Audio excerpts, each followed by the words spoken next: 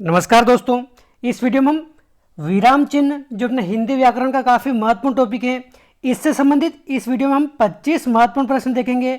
और देखिए, सारे क्वेश्चन अपने पिछले एग्जाम्स में पूछे गए क्वेश्चन हैं, तो एक तरह से आपके लिए काफ़ी महत्वपूर्ण वीडियो है और आपको आइडिया लगेगा कि इस टॉपिक से क्वेश्चन कैसे पूछे जाते हैं। तो आप वीडियो अंत तक देखें और अंत में आप कमेंट करके बताएं कि 25 में से आपको कितने क्वेश्चन एकदम करेक्ट आ रहे थे। इससे आपको आपकी तैयारी का भी आभास होगा। तो देखिए, पहला प्रश्न अपने पटवारी मेंस 2017 में पूछा गया है।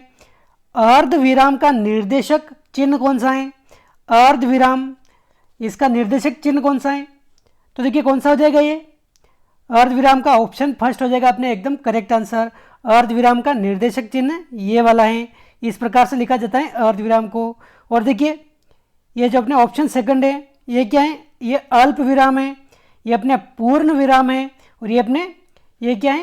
त्रुटि पूरक चिन्ह या फिर हंस पद चिन्ह। तो अपने अर्धविराम क्या हो जाएगा? Option first. अगला प्रश्न है, हरीश तुम कहाँ से आ रहे हो? इस वाक्य में हरीश शब्द के बाद कौन सा विराम चिन्ह लगेगा? तो देखिए, हरीश तुम कहाँ से आ रहे हो, हरीश शब्द के बाद कौन सा लगेगा अपने? ये तो अपने प्रश्नवाचक हो जाएगा, बिल्कुल गलत है। पूर्ण विराम ये भी नहीं लगेगा, अर्धविराम ये भी नहीं लगेगा। हरीश शब्द के बाद अपने संबोधन लगेगा, तो ऑप्शन सेकंड हो जाएगा इसका सही आंसर। ये अपने असिस्टेंट जेलर 2016 में पूछा गया क्वेश्चन है और इसमें ऑप्शन सेकंड ये सही माना है इसमें। अगला प्रश्न है, निम्न में से विवरण चिन्ह का संकेत कौन सा है? तो देखिए, विवरण चिन्ह को हम किस प्रकार से लिखेंगे ये हमें बताना है। तो देखिए, फर्स्ट ऑप्शन तो अपने ये पूर्ण विराम है, पूर्ण विराम। ये वाला अपने अर्धविराम है, ये अपने प्रश्नवाचक चिन्ह है। तो विवरण चिन्ह कौन सा हो जाएगा? अपने विवरण चिन्ह को हम इस प्रकार से लिखते हैं, ये अपने हिंदी में विवरण चिन्ह है, तो अपने ऑप्शन थर्ड हो जाएगा एकदम करेक्ट आंसर। विवरण चिन्ह कौन सा है? अपने ऑप्शन थर्ड। अगला प्रश्न है, निम्न में से सत्य नहीं है।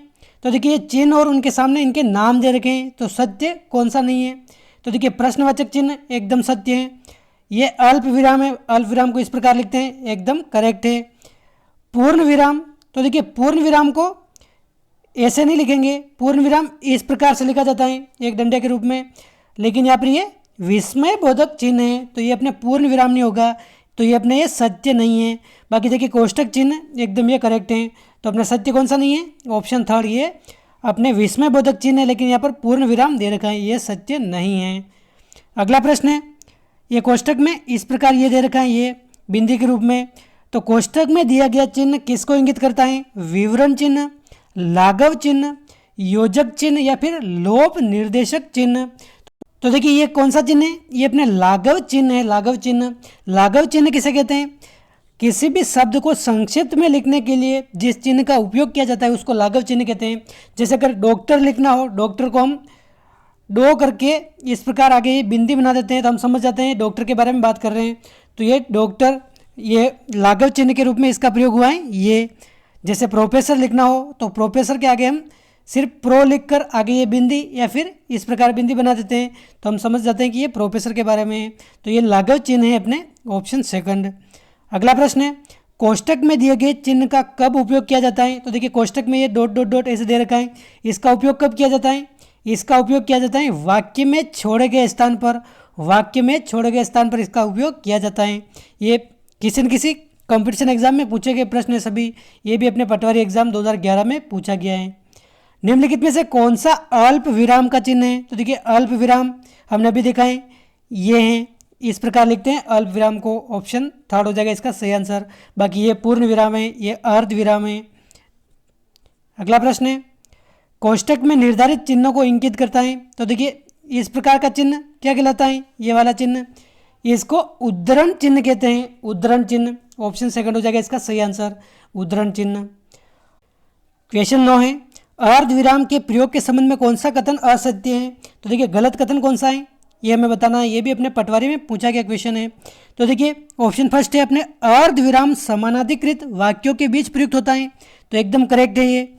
अर्धविराम मिश्र तथा संयुक्त वाक्यों में विपरीत अर्थ प्रकट करने वाले उपवाक्यों के बीच प्रयुक्त होता है, तो ये भी एकदम करेक्ट है।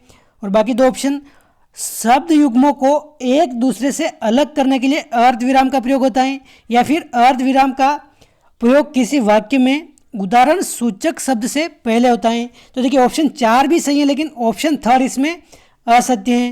तो अपने ऑप्शन थर्ड हो जाएगा एकदम करेक्ट आंसर। यह असत्य है, बाकी सभी सत्य हैं। द्वंद्व समास के दोनों पदों के बीच किस चिन्ह का प्रयोग होता है?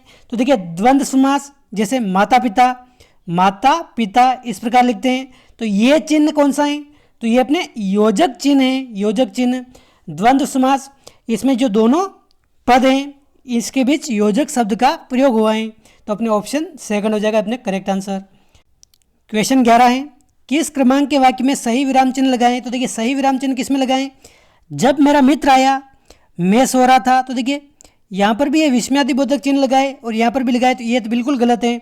श्याम तुम आ गए, नहीं यह नहीं हो सकता। और राम श्याम मोहन खेल रहे हैं, तो देखिए नहीं यह नहीं हो सकता। आगे यहाँ पर ये अर्ध विराम लगाए, ये भी गलत है।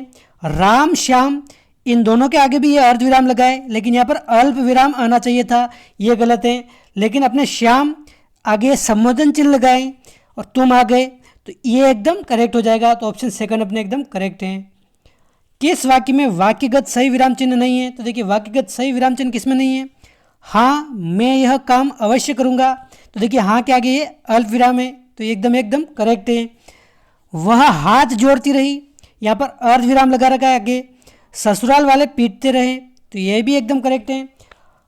और आगे देखिए ये रामचरितमानस एक धार्मिक ग्रंथ है और काश वह जिंदा होता, तो देखिए काश वह जिंदा होता है, ये भी एकदम करेक्ट है। लेकिन देखिए रामचरितमानस एक धार्मिक ग्रंथ है, लेकिन रामचरितमानस के इस शब्द में अपने उद्धरण चिन्ह का प्रयोग नहीं हुआ है, तो इस उद्धरण चिन्ह के कारण यह अपने गलत हो जाएगा। तो ऑप्शन थर्ड इसका हो जाएगा एकदम करेक्ट आंसर।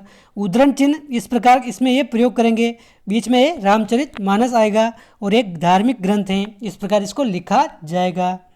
किसी ग्रंथ रचना या फिर उपनाम के लिए उद्धरण चिन्ह का प्रयोग किया जाएगा यहाँ पर, तो आप ध्यान रखिए। किस क्रम में विराम चिन्ह का सही प्रयोग नहीं हुआ है? तो देखिए जब मेरा मित्र आया मैं सो रहा था, तो यहाँ पर एकदम करेक्ट है। जब मेरा मित्र आया मैं सो रहा था। अध्यक्ष महोदय हमारी बात सुनिए, तो देखिए यहाँ पर लास्ट में आ रहा है प्रश्नवाचक चिन्ह, तो यही अपने गलत हो जाएगा। अध्यक्ष महोदय हमारी बात सुनिए, आगे प्रश्नवाचक चिन्ह नहीं आना चाहिए था, तो ये अपने इसमें गलत है। बाकी देखिए कोई तारे गिन सकता है, यहाँ पर प्रश्नवाचक चिन्ह है, तो ये एकदम करेक्ट है। मद्यपान शरीर और आत्मा का नाश करता है, ये भी एकदम करेक्ट है। यहाँ पर ये पूर्ण विराम एकदम सही है। बाकी ऑप्शन सेकंड अपने ये गलत हैं, तो यही अपने सही आंसर हो जाएगा। अगला प्रश्न है, कोष्टक में किया गया चिन्ह किसका है? तो देखिए कोष्टक में इस प्रकार का ये चिन्ह दे रखा है, इसे क्या कहते हैं? इसको हंस पद या फिर त्रुटिपूरक चिन्ह कहते हैं।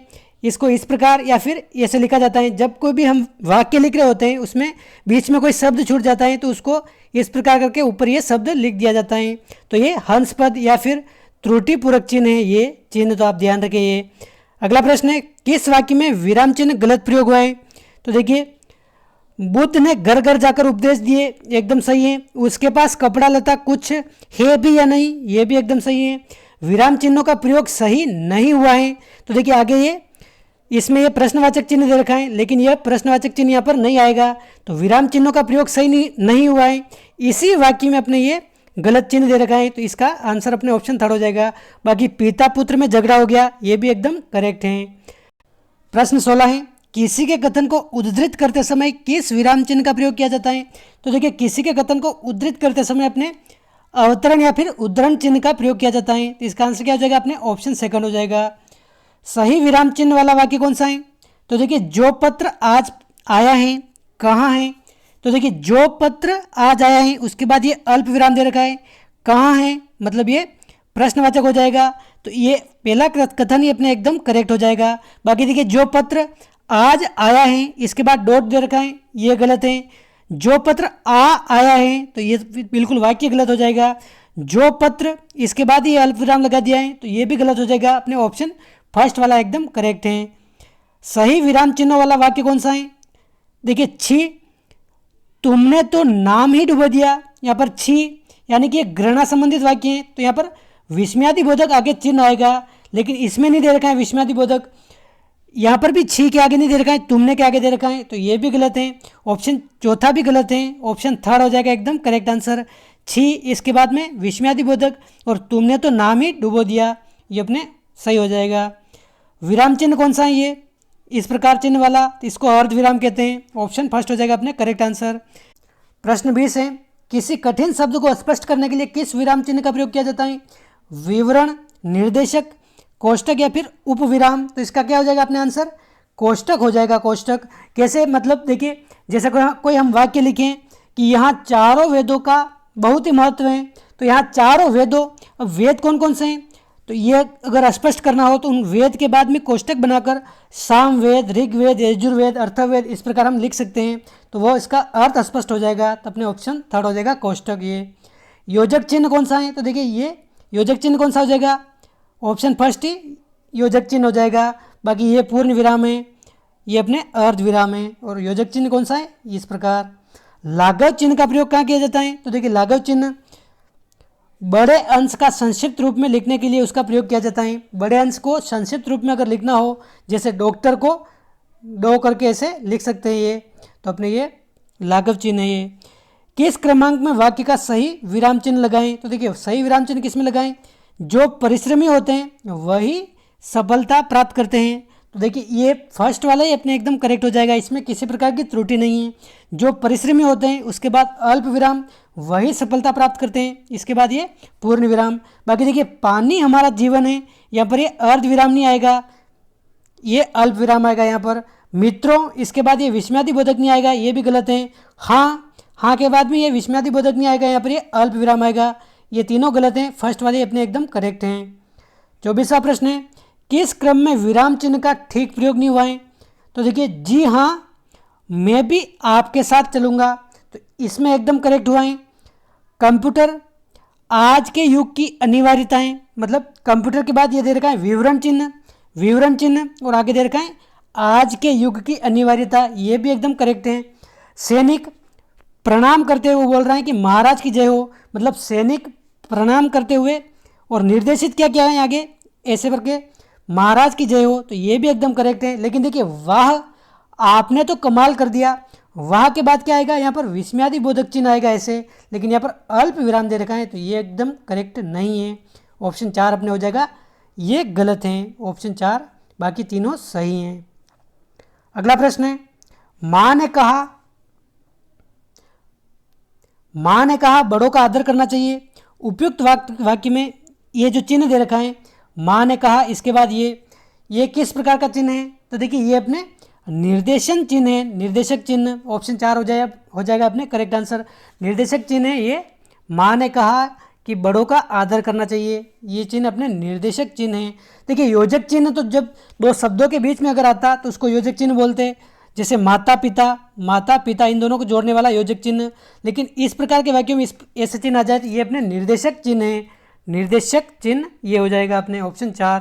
तो दोस्तों ये थे अपने 25 महत्वपूर्ण प्रश्न अपने विराम चिन्ह से संबंधित। उम्मीद है आपको वीडियो पसंद आया होगा।